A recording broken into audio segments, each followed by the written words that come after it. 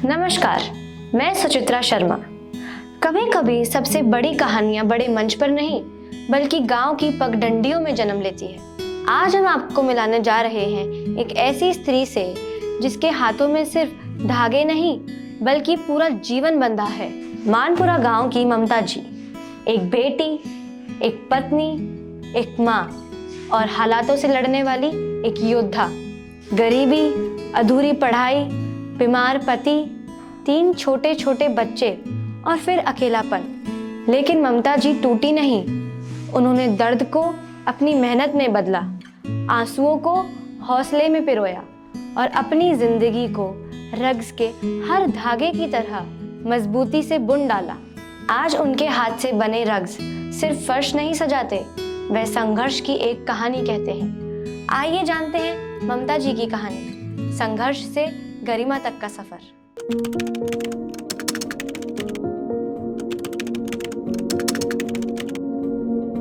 मानपुरा गांव की पगडंडियों पर एक ऐसी स्त्री की कहानी बसी है जिसने उम्र भर कठिनाइयों की आग में तपकर खुद को सोने की तरह खरा बनाया। उनका नाम है ममता जी। 7 भाई बहनों के बड़े परिवार में रोटी कम थी और खाने वाले अधिक। घर में हर दिन संघर्ष का नया पाठ लिखा जाता था। पिता रग्स बुनते थे, दादा चमड़े का काम करते थे, फिर भी गुजारा मुश्किल था।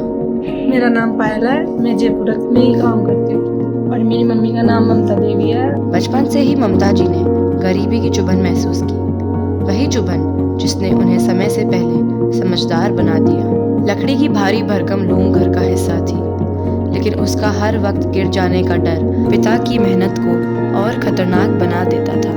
एक दिन वही लूम पिता के पैरों पर गिर पड़ी, हड्डियां चटक गई, घर की सांसें थम ही गई। उस दिन ममता जी ने पहली बार जाना कि दर्द सिर्फ शरीर में ही नहीं, जिम्मेदारी में भी होता है। पढ़ाई उनके जीवन में कभी जगह ही नहीं बना पाई।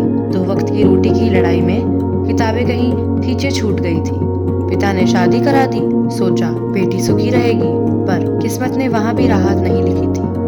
पति लगातार बीमार रहने लगे, 3 छोटे छोटे बच्चे और घर में रोटी फिर से सवाल बनकर खड़ी थी। फिर एक दिन अचानक पति के हृदय का वॉल्व जवाब दे गया।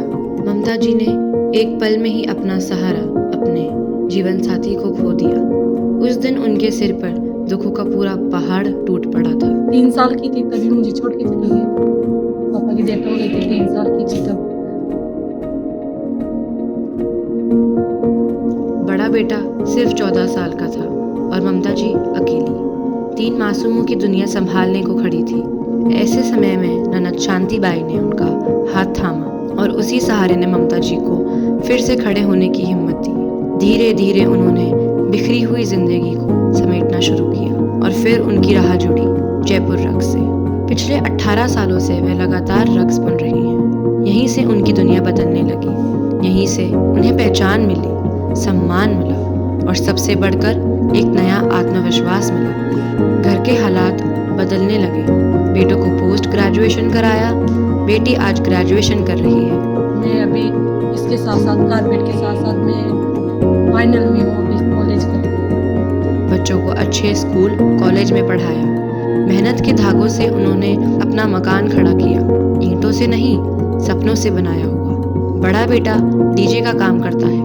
कुछ समय पहले ही डीजे जल गया, 3-4 लाख का घाटा हो गया, कर्ज चढ़ गया, लेकिन ममता जी फिर भी नहीं डगमगाई।